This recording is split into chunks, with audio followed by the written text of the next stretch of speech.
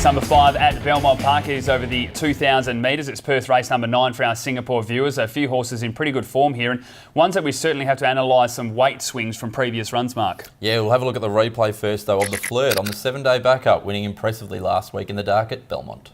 The top of the home straight, they're followed by the Flirt, starting to wind up down the middle with its run as well. Then Present Arms at the 250. My Magic Miss tackled by Drooper. Here comes the Flirt. Verdello Blue sticks with him though. The Mudlarks together, but the Flirt, he lets down, put the flippers on and away he goes. It's the Flirt now out by 3 very quickly on Verdello Blue. Drooper loves the going and draws away the Flirt to win it by about 3. Yeah, could barely see the Flirt coming around the corner there, but it was a nice win in the end for trainer Justin Warwick. William Pike, of course, taking the ride from Lucy Warwick and just swims through these conditions. If the rain continues again, you certainly have to have the Flirt in contention. 1-3 of its past 4 now. We know he gets a trip. Barrier 3 should get a really nice run. It has to be one of the winning chances. I think the big thing, though, is the soft track, Adam. And who knows, we may get a softer good 4 or a soft 5 on Saturday, and that will certainly help this horse's chances. We've also got in the race a couple of quality gallopers. Number 2, Dark Musket, as we said previously on the box seat, ran 3rd in a Group 1 weight for age Kingston Town behind the 2 Peters runners in Delicacy and Perfect Reflection. Like, this horse has class. Yeah, simple as that. I think that's the best way to summarise it, and it hasn't quite reached its potential this campaign. We saw it win 2 starts ago, but that's still not the Dark Musket that we saw last year. 2 Kilo Claims of Clint Johnson Porter gets it right into the weights nicely. He always runs well at the track and distance. The rain won't be an issue. Another thing last start, got stuck behind Savannah Roller, who thought would be closer on the speed, therefore thinking Dark Musket might be closer, and just got too far back, especially with the weight disadvantage on that occasion. Number 1, Proper Antis as well, sat outside the leader. That wasn't suiting it. No, it just wasn't a really good run, to be honest. Spoke to Jordan Turner after, and he just said the horse just didn't let down. They were in a pretty comfortable position. It was cruising at the top of the straight, and then just couldn't go with I'm Feeling Lucky, which was pretty impressive. They decided to ride I'm Feeling Lucky forward on that occasion, due to having the fastest 600 for a few runs and not getting the job done. So it'll be interesting to see how those two match up. But I've elected to go with that form line. I'm staying with number 4, I'm Feeling Lucky. From 1, Proper Antis, 2, Dark Musket, and 8, the Flirt. I'm going with number 2 here, Dark Musket with the Claim. I think it's a great hope here. From number 1, Proper Antis, number 8, the Flirt, and number 10, Savannah Roller.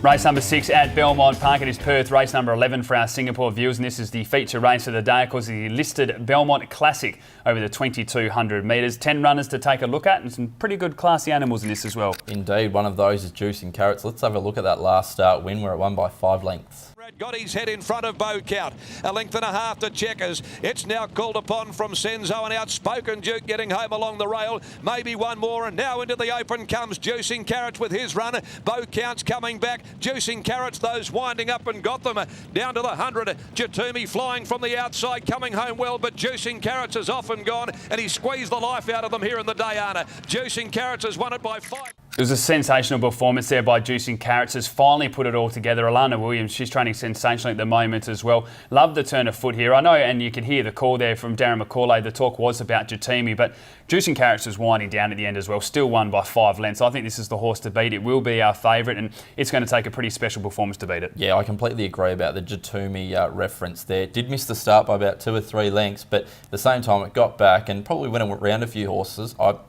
could probably have only made up another 2 lengths on Juicing Carrots. I think Juicing Carrots meets it at level weights here again. I think it's just mighty hard to beat, but as you mentioned, Adam, the other horse in the race from the Oaks is Ros Martini. Now, that was a super all-the-way performance on the same day as the Diana. Yeah, it really was. It was the leader's day. That firstly has to be mentioned, but her fight was tremendous. She was able to just roll on, make sure that this race was run at a really good tempo over the 2,100 metres, then kick at the top of the straight. The biggest thing as well, they ran faster time than the boys on that day, or just behind, but now they dropped the weight. So it's a big bonus there as well. You know where she's going to be. She'll be out in front again doing the same. But I just took a few comments that Simon Miller said on Wednesday at Belmont Park and really looked at them when doing the form, and that was the race that she was set for. I know that she missed a gallop leading in there because they obviously didn't get to race Saturday, but we've seen a couple of the fillies now drop off for this race. That was the one they wanted. Will the 2,200 metres be too far? And the other thing is I don't think it's going to be a leader's day. So I've just got a little knocker here in the Classic, but I'm willing to be surprised. Juicing Carrots also about half a second quicker over the line as well, which suggests that he'll have the fillies covered, but Ros Martini may have a few of the other boys covered. But should be an interesting affair. I can see Jatumi, hopefully he jumps. He was fractious in the gates that start as well in the Diana. So I think with the earmuffs going on, that bit of gear will certainly settle him down, calm him down behind the barriers, and hopefully he jumps with them. Yeah, and Glenn Smith, we know, a very good rider when it comes to the big occasions. We've seen him so many times for the Peters as well in these races, like with First Impressions, be able to cause an upset and get the job done as well. Let's get into the selections. I'm going to be going with number 2, Juicing Carriage. Incredibly hard to go past. From 3, Jatumi, 8, Culverin, and 11, Press the Pedal. Yeah, it's really hard to go past 2 Juicing Carrots, as you mentioned, Adam. I've got it on top. From the 7, Ros Martini, 3, Jatumi, and number 5, Outspoken Duke. Race number 7 is Perth Race 12 for our Singapore viewers. From a staying event to the 1,000 metre sprint, there's plenty of speed in this race, Mark. Yeah, last start winner Stable Secret. A bit unfair, ran 10th and then 12th, and then beat Clobberetta, who's been running second. Let's have a look at that replay.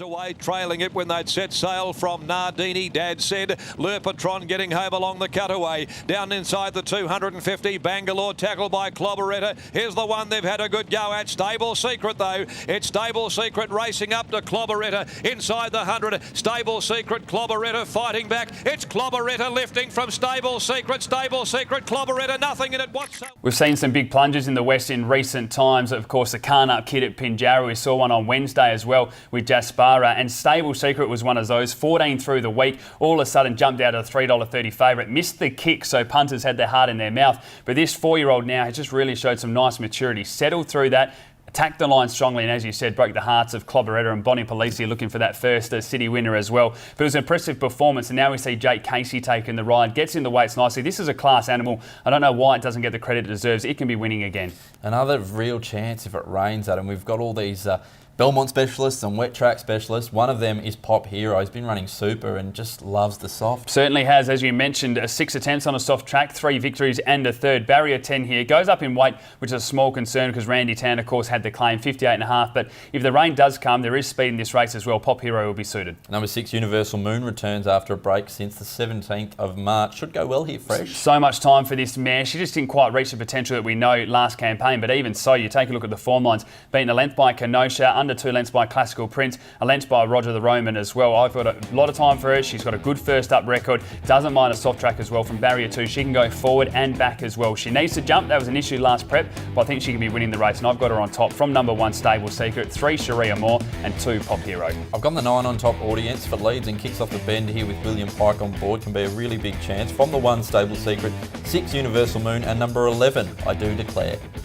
Race number 8 at Belmont Park. It is Perth race number 14 for our Singapore viewers, and it's over the 1,400 metres as well. And a pretty open affair to finish us off with, Mark. Yeah, it's a massive field as well. We should get plenty of value about what we like here, but we'll have a look at the replay of last start winner Bourbon Dynasty in the wet conditions. At the head of the others, Fizzima Whizzer, well back My Lady Megan, It's a Heist. Bourbon Dynasty shot up now, races to the lead and bounds away. Dendy coming down the outside. At the 200, he's got the whip on Bourbon Dynasty. She's nicely clear. Dendy deep out, Black Aria cutting the margin down. The leader in front still clearly. Bourbon Dynasty being willed to the line from Black Aria. Dendy can't do any better, and Bourbon Dynasty comes away to give Pike a treble. There were a couple of question marks going into this race whether Bourbon Dynasty would be able to handle that wet track. Speaking to Clint Price, he said he had absolutely no idea, they weren't sure, but she answered those questions with a strong performance, winning by 3 lengths on that occasion as well, by beating a horse, Black Aria, that absolutely swims. So that was a positive. Now goes up to the 57 kilos, which may be a small knock on her, but I think she'll get through this well. The biggest concern for mine is that William Pike has hopped off. Do be wary about those races as well as form races in the wet, because when the rain comes down, the track's very soft. They can put big gaps and big margins in the rest of the opposition. So, look, it was a good win, and I'm rapt to see Connections get the win with her. She's an honest, classy mare, but I think there are a few others around here that you can get better value about. One of them is Vicaris. Now, it's been running on at its last few starts. Even last start, we're not suited by the track pattern, which was on speed, ran on really nicely. Yeah, you're right about Vicaris, but I'd rather a winner than a non-winner, and this horse hasn't won for 930 days now, continues to put in good performances without getting the job done. 7 attempts at the track in distance for 1/3, 18 attempts at the track, has only placed on 3 occasions. We've mentioned on Box Seat before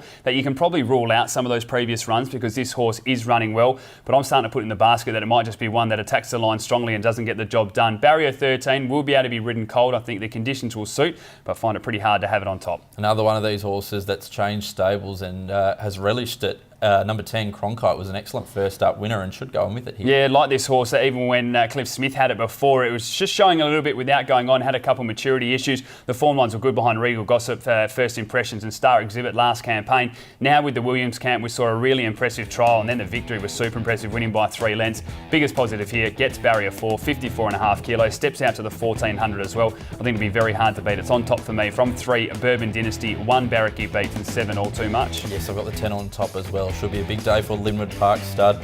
On top of the 13 there, George and Ernie, number 7, All Too Much, and number 16, Vaqueros. Time now to turn our attention to the best bets, and I'm focusing on the final few races. Race 6, number 2 in the Belmont Classic. I think Juicing Carrots will be incredibly hard to beat, and staying with William Pike as well, with Cronkite in the last. I'm going with race 2, number 1, State Solicitor to continue that picket fence run of wins, and race 6, number 2, Juicing Carrots to win the Belmont Classic. Should be a big day for William Pike if we take a look at our best bets then. As we always say, do follow us on social media. You can take a look at Facebook, Twitter and Instagram as well, and strongly suggest to do so with the weather that we have had. PerthRacing.com.au for more event information as well. On behalf of both of us, hopefully we found you plenty of winners throughout the card.